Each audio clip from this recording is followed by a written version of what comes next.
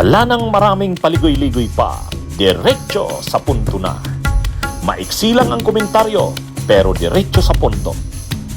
Maraming kuro-kuro, may tiwali, may totoo. Dito, sa puntong diretso tayo. Punto, diretso. Tapos ngayon, ito na nga, may illegal campaign donations din daw si Pia Cayetano. Yan. Ha? Huwag kayong aalis ha. Pag-usapan natin yan. Ha? Bago itong kay Pia Cayetanong ito. Kaya, ano ito mga kabunyog?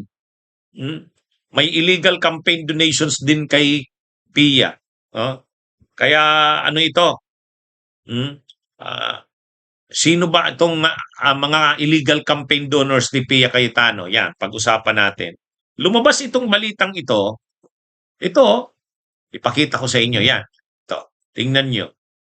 Inabsuelto ng COMELEC Political Finance and Affairs Department sina Senator Cheese Escudero at campaign donor nito na si Lawrence Lubiano. Si Lubiano ang presidente ng Centerways Construction and Development Incorporated na isa sa most favored firms ng DPWH ayon sa ulat ni Pangulong Bongbong Marcos. Bagaman umamin na nag-donate at umanggap ng 30 million pesos, lusot sina Lubiano at Escudero sa naging desisyon ng COMELEC dahil wala raw sapat na ebidensyang nag-donate si Lubiano bilang kinatawan ng Centerways. Bagkus, sinabing galing ang contribution sa personal capacity ni Lubiano. Sa ilalim ng Omnibus Election Code Section 95, nakalista ang mga tinatawag na prohibited contributions. Hindi lang ito nakakulong sa DPWH contractors. Kabilang din dito ang mga contractor sa anumang ahensya ng pamahalaan at mga personalidad na nagsasagawa ng natural resources exploitation sa bansa tulad ng pagmimina. Sa patuloy na pagsisiyasat ng nadiskubre naming isa sa mga nagpondo ng kampanya ni Senator Pia Cayetano noong 2025 elections, may mataas na posisyon sa ilang kumpanyang matagal nang kumukubra ng mga kontrata sa pamahalaan. Kabilang sa top donors ni Senator Pia ang ilan sa mga pinakamatataas na abogado ng Tan, Acut, Lopez and Pison Law Office. Isa dito si Senior Partner Attorney Edmundo Eltan na nagbigay ng 5 million pesos sa nakalipas na halalan. Si Senior Partner Attorney Sabino E. Acut Jr. na nagbigay ng 2 million pesos. Si Senior Partner Attorney Bernard Lopez na nagbigay ng 3 million pesos. At ang partner na si Attorney Valentino Dayonela na nagbigay naman ng 1 million pesos o may kabuuang halaga na 11 million pesos. Former senior partners at former senior associates silang lahat sa Ponce Enrile Cayetano Reyes and Manalastas Law Office, kung saan isa sa founders ang ama ni Senator Pia na si late Senator Renato Rene Cayetano. Bagaman may long-time connection na ang mga nasabing abogado at ang pamilyang Cayetano, deklarado ni Atty. Tan sa kanyang publicly available information ang directorial position nito sa iba't ibang mga kumpanya. Kabilang na ang APC Group na may ilang subsidiaries tulad ng Aragorn Power and Energy Corporation, PRC Magma Energy Resources Incorporated at APC Mining Corporation na dating nang nakakakuha ng mga kontrata sa pamahalaan, partikular na sa Department of Energy. Direktor din siya sa Sagittarius Mines Incorporated na kontraktor ng pamahalaan sa Tampakan Mining Project, ang pinakamalaking copper gold mine sa Pilipinas. Una nang sinabi ni COMELEC Chairman George Garcia na tinitingnan na rin ng COMELEC ang ilang donor contractors sa sosyo ng mga kumandidato sa nakaraang halalan. Kabilang daw dyan ang ibang contractor sa labas ng DPWH, pati na rin ang involved sa mga mining company. Ayon sa abogadong kinonsulta namin, wala pang prior case sa Korte Suprema patungkol sa prohibited contributions kahit na malinaw raw ang nakasulat sa Omnibus Election Code, pero maaari pa rin daw ito mahulog sa legal loophole kung saan hiwalay ang owner sa mismong kumpanya kung magbibigay man ito ng donasyon sa isang kandidato. Ayon sa COMELEC, oras na mapatunayang lumabag sa Omnibus Election Code, maaaring maharap sa isang election offense ang isang kandidato at ang donor nito na may kaukulang parusa na 1 hanggang 6 na taong pagkakakulong. Maaari rin daw maharap ang sangkot na politiko sa perpetual disqualification from holding public office. Ilang beses namin sinubukang kunin ang panig ni Senator Pia Cayetano bago i-ere ang ulat na ito, pero hindi siya tumugon sa aming mga mensahe. Sumulat din kami sa opisina ni Atty. Tan, pero wala pa rin itong sagot sa kasalukuyan. Yan o. Kita nyo? Siyempre ang mga kandidato at saka ang mga partido pagkatapos ng eleksyon nagsasubmit ng SOSE, yung Statement of Contributions and Expenditures. Ay di ba yan din yung dahilan bakit nakasuhan si Marcoleta? Yung sa SOSE niya yan eh.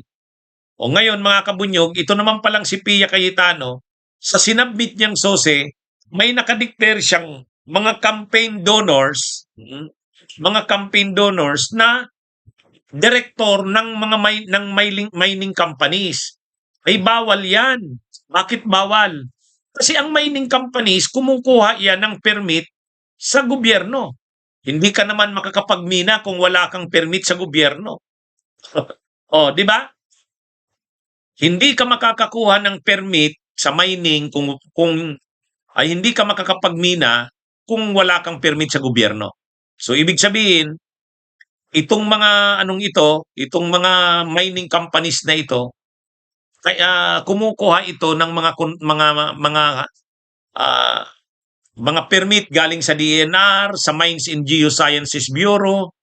Ay ngayon, itong mining company, mayroong directors na campaign donors ni Pia Cayetano. Bawal yan mga kabunyog, mga kababayan. Bawal na bawal yang ganyan. Campaign donors mo, director ng ito, itong Tan Acot Lopez and Pison law offices. Oh, kasi yung father ni Pia Cayetano, si dating kumpanyero Rene Cayetano, mayroong law office yun. Tapos may mga partners siya doon sa law office na yon na campaign donors ni Pia Cayetano. Naka-reflect sa report niya eh. Naka-report yun. Ano na yun eh. Kumbaga na-submit niya na yun sa COMELEC. Naka-declare na doon na itong mga ito ang mga donors ko. At ang binigay nila ay ganito. O, mga kabunyog, nakita ko doon may binigay ng 5 million, 3 million. Ngayon, ang problema, yung mga donors na yon ni Pia Cayetano ay directors ng mining companies. Pagkatapos yung mining companies na yan, may kontrata sa gobyerno. Yun. Kung mapagkukunik-connect natin yan, bawal po yan. Bakit bawal yan? Ay kung yung mga directors na yan, directors yan ng mining companies, may kontrata sa gobyerno, parang ang mangyayari dyan, kaya ka nagbigay ng campaign donations kay Pia Cayetano para matulungan ka nito pag nanalo itong senador, matutulungan ka niya para yung mga kontrata mo sa gobyerno, mining permits, matulungan ka ni Pia Cayetano. Yan yung pinagbabawal sa batas. Kaya yung mga donors na mayroong kontrata sa gobyerno, transaction sa gobyerno, bawal maging donors. So, yan mga kabunyog. Kaya itong si Pia Cayetano, tumanggap siya ng donations sa mga campaign donors na directors ng mining companies. Bawal po yan. At ano ang posibleng mangyari dyan kay Pia Cayetano? Pwede siya niyang ma-disqualify. Perpetual disqualification from holding public office. At ayon sa COMELEC, iimbestigahan ito. Kasi siyempre, lumabas na yung balita na yan. Alam nga namang hindi baliwalain yan ng COMELEC. Di ba mga kabunyog, mga kababayan? Kaya bago na naman itong issue dito sa magkapatid na Cayetano. Ngayon lang po yan, mga kabunyog, mga kababayan, sa Billionaire News Channel. Kaya kung makapagsalita itong sila Pia Cayetano na parang wala silang baho, lalo na itong si Pia, arrogante din ito, parang si Marcoleta. Mga kabunyog, mga kababayan, arrogante din yan. Kung makapagsalita, akala mo walang issue sa kanya. O ngayon, paano yan? Ang isang issue dito kay Pia Cayetano, yung insertions. Ginamit doon sa mga flood control projects na hindi naman pala flood control, kundi illegal reclamation. O shout out, Asa Villa, shout out. Mga kabunyog, kaya ito, bago lang po ito. Hindi po ito lumang balita, bago lang. Kaya kung titingnan natin, natatambak ang mga kaso dito sa mga magkapatid na Cayetanong ito. Ang dami na nilang problema. Ang dami na nilang problema. Bawat araw may nadadagdag, may nauungkat. O kasi kaninong kasalanan yan? Kanila. Kasi Sabi nga ni Senador Ping Lacson, daldal kasi ng daldal eh. Akala mo naman wala man lang issue sa kanila. 'Di ba? Doon napikon si Senador Ping Lacson eh.